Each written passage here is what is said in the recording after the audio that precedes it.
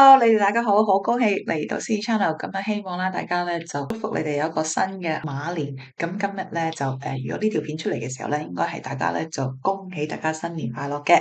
咁就希望咧大家新年快樂啦，恭喜發財吓。咁有一個好開心嘅平靜嘅馬年。好啦，想同大家講呢條片咧，其實咧諗咗好耐。如果咧今日嚟葡萄牙移民嘅時候咧，會唔會後悔咧？咁啊，我直接講一個答案咧，視乎你帶住啲咩期望過嚟嘅。好多人咧喺之前咧諗住過嚟咧，就係天氣好啦，生活慢啦，壓力細啦，好似一個歐洲嘅避風港咁。老實講咧，依家嘅葡萄牙咧喺5年前咧已經係好唔同噶啦。要講咧就係住屋。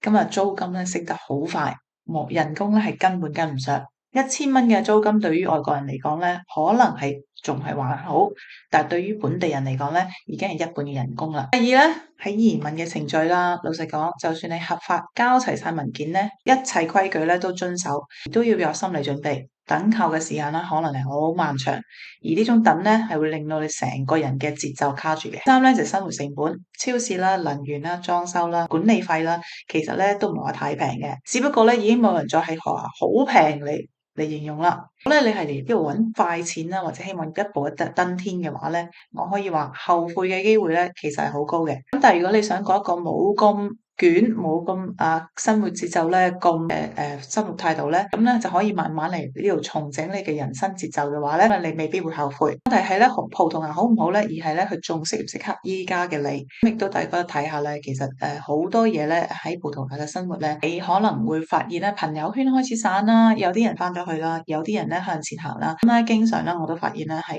好多朋友咧都會走，或者又要再重新識個新朋友嘅。咁你會問自己咧，你其實係咩人咧？係邊度嘅人嚟嘅人咧？咁啊，再講咧，葡萄牙嘅冬天咧，即係今年嘅冬天啊，真係非常之難捱啊！落雨啦，潮濕啦，天黑得早啦，3個月喺度落雨，咁呢個係非常之唔正常嘅。全球嘅氣溫咧係不停咁樣改變啦嚇，亦都好多人咧住屋嘅有問題，因為連續地落雨，情緒咧真係好容易令人低落嘅啊！可以講話咧，如果你話過嚟移民咧，你未必係升級嘅，即係始終咧葡萄牙咧。